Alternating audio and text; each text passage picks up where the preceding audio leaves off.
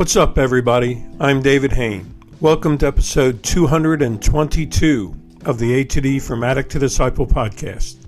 If you enjoy this podcast, please like, subscribe, follow, and share the link with your friends. If you'd like to get our curriculum, you can get the paperback or ebook of From Ashes to Destiny on Amazon. When we come back, we'll get into this episode entitled The Search for Truth.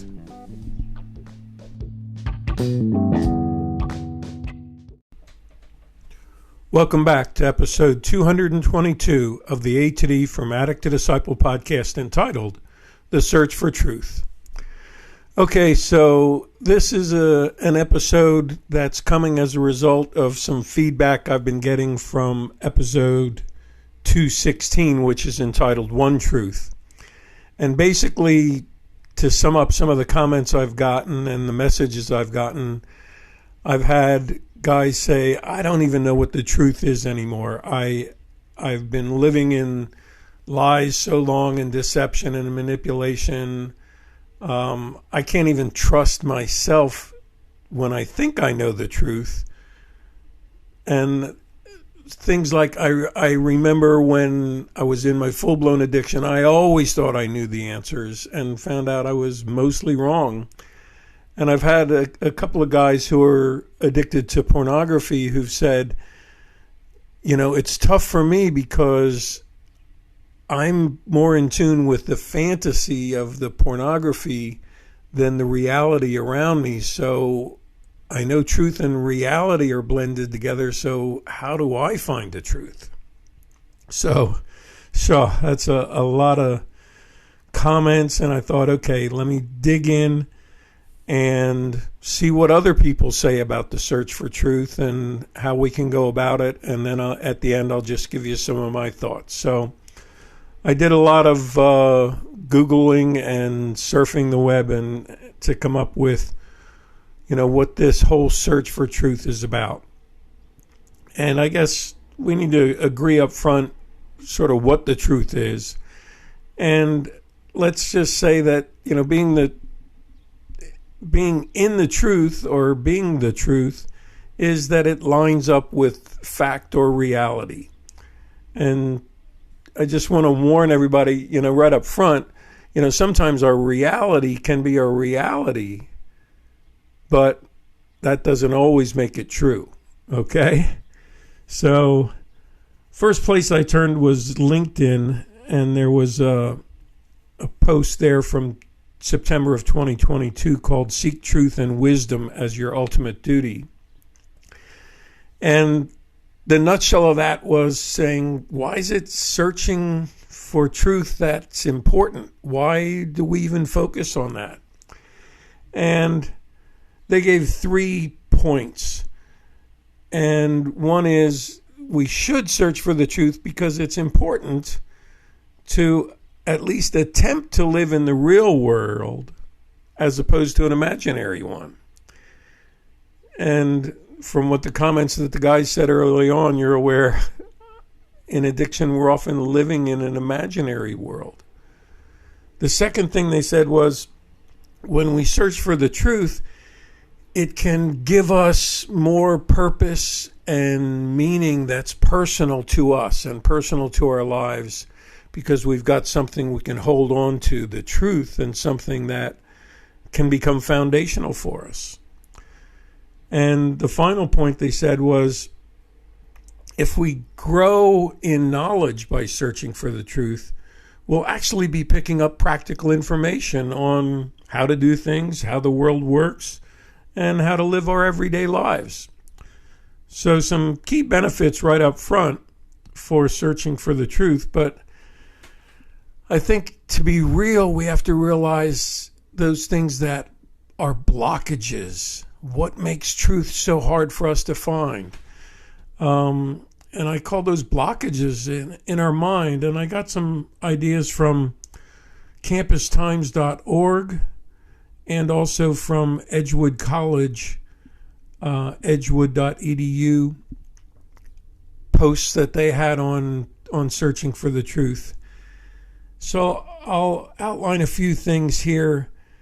You know, our own ignorance can be a block to us finding the truth. We could be searching in areas that we just know nothing about.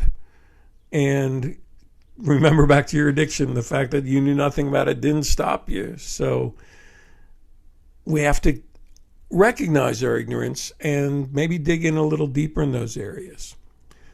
Another thing that blocks us is our closed-mindedness.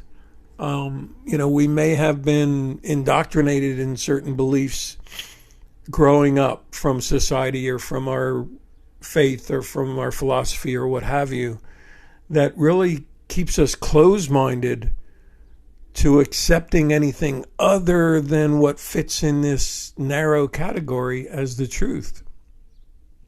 And, this leads us to be people who consider that we're right, and we struggle to think other people can be right. And that limits our ability to find the truth in other people. And that ties into, the fact that when we're searching for the truth, we really, it's a communal effort. It's a communal endeavor, and we need to find meaningful relationships where we can piece the truth together with other people and be open-minded to do it that way. We really need to learn to be open to other people's truths and not spend all our time trying to convince them of ours. So there's some blockages that we can all specifically work on. I hope you've identified one or two in your own self that you need to work on. So how do we go about finding the truth? Well, Psychology Today on December 5th of 2023 said we really need to become people who are willing to listen to ourselves, to be aware of our own truth, and to take action based on that truth. So sort of a three-pronged approach here. And the first is listening to yourself, and I'd add to that really bouncing off what you hear with other people. And then to be aware of your truth, and I think that's why it's important to bounce it off other people, because they may see it and see the blockages in us and see, sort of the shallowness of what we're holding on to also. And then take action based on the truth, not just gain the knowledge of truth to say, okay, now I'm smarter, I'm good to go. So I think we need to get into this process of truth seeking where it's finding and evaluating information that helps us grow in our understanding of the world around us, almost like an ever deepening journey that we're going on. And so that it doesn't sound like all, dig. I know I used the word deepening there. I found a real cool poem that was written back in 1942 when the original publication came out. And it was called Notes Toward a Supreme Fiction by Wallace Stevens. And in it, he's talking about the struggle as a poet to find sort of the truth in poetry, to find words that can be meaningful and his poems can touch people's lives. And I'm just going to quote a little bit because I think this really can apply to all of our lives and our search for truth. And what he said is, perhaps the truth depends on a walk around a lake, a composing as the body tires. So let me unpack that, what it means to me. It's often as writers, and I know as I'm working on books or I'm working on these podcasts, it's easy to just sit at a desk, start Googling and dig for information and say we're going to find the truth as long as we sit still and bear down, almost like we're cramming for a final exam or something. But here Wallace Stevens is saying, as a poet, his job is not to sit in front of a desk with his pen in his hand and expect the truth to come out of him. He's really saying truth is all around us, and perhaps it depends on a walk around the lake. getting away from it all, getting out in nature and, being able to soak in the truth that is in nature, to experience it, to feel it, to sit in it, to breathe it in, and that the truth can be experiential, not just intellectual. And I think that's a powerful piece for all of us. And to follow up on that, there's a guy who's got a website called The Quotable Coach. And he is into like 50-minute fitness walks and things like that. But what he even said is his walks may not be around a lake, but they do provide a place for significant, peaceful, contemplative time.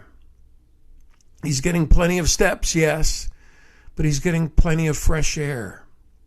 And this seems to increase and be of great value to his mental, emotional, and spiritual explorations. So what does this mean to all of us? I think if we put all this together and you really would like to start searching the truth, I'd say get out there and walk around the lake. Sit in nature. Sit on a bench in the city and watch people walk by, or smoke a cigar and take in the scenes around you. Sit on a beach or in a field or in the woods and really be aware of what's around you so you can experience it. Even though it seems like things are always changing, especially if you're sitting in an urban setting, but because it's changing and full of motion doesn't need to make it harder to discern if you soak in it. And if you're willing to remove your own distractions while you're soaking in for these times of mental, emotional, and spiritual exploration for the truth. So I'd urge you, if you're going to go out and start trying this, no music, no food, no snacks, no phone, no distractions. Just sit, soak in, and realize that the truth is all around you. If you open up your eyes, remove the blockages, and just enjoy soaking it in and being able to process it then with good friends.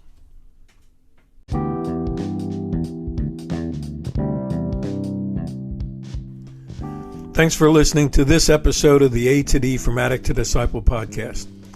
I hope you enjoyed my attempt at sort of introducing us all to an easy way to overcome our blockages and really search for truth, because I think as we search for it in everything around us that we can experience, it gives us a chance to really build foundational truths into our life without being narrow-minded or closed-minded as we do it. If you'd like to message me, you can do it on the link in this podcast or by email at davidfromatod.com, or go to my website, www.fromatod.org. I'd really love your feedback, and I like being able to make podcast episodes in response to your feedback. It sort of juices me. So keep them coming. Tune in Monday for our next episode, and as always, stay safe and stay resilient.